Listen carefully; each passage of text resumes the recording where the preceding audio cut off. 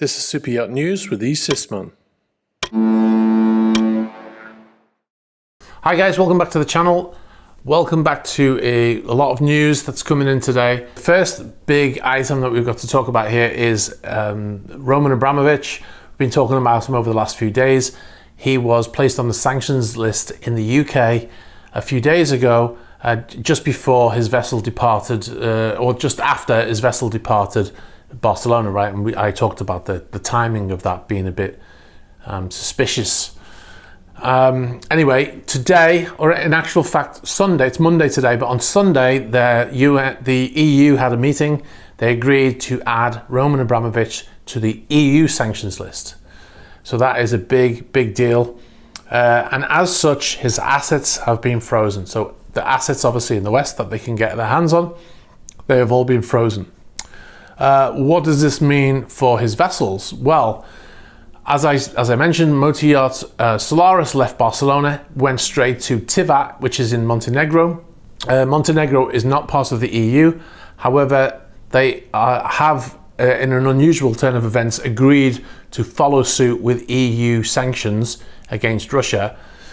So I'm not sure what is happening right now, because Solaris is at anchor there, and she's been there for a few days.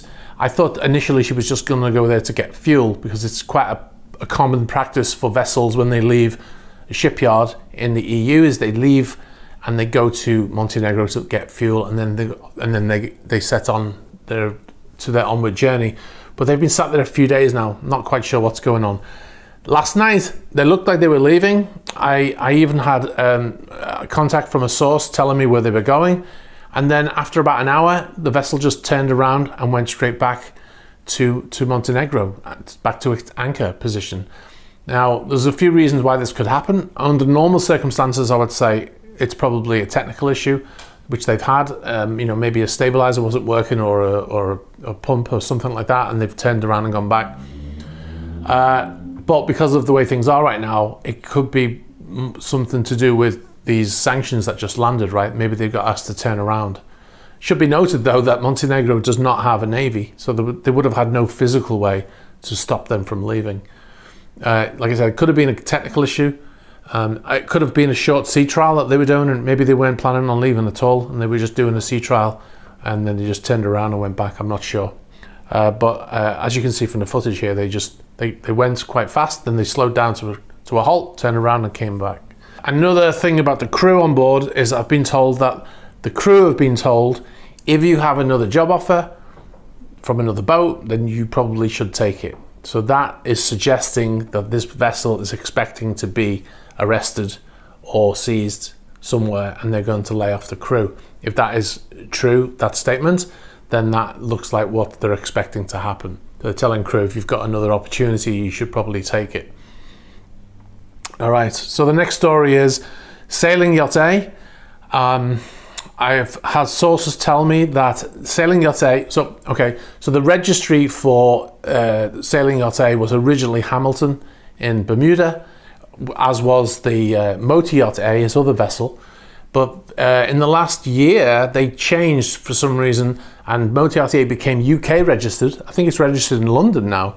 And Sailing Yacht A became registered in the Isle of Man. Now, recently, I talked in previous videos where the Isle of Man was deregistering the helicopters of Elisha Usmanov. They deregistered 2 helicopters of his and his Airbus A340.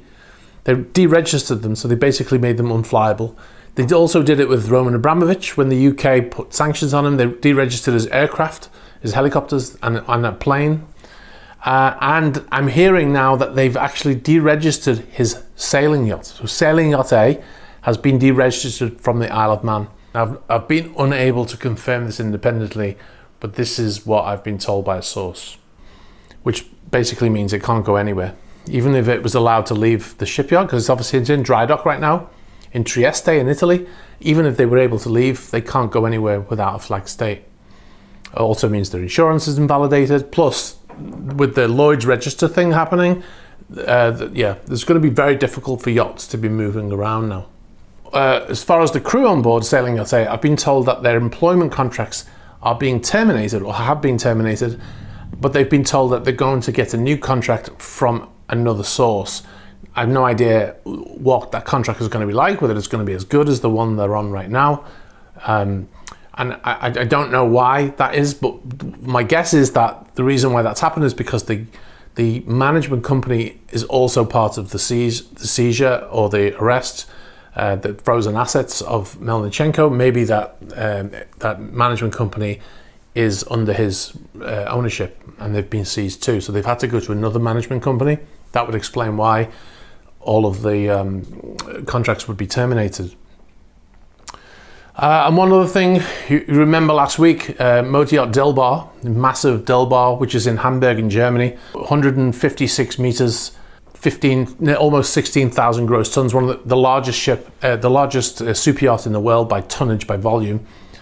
And they had a crew of between 80 and 96.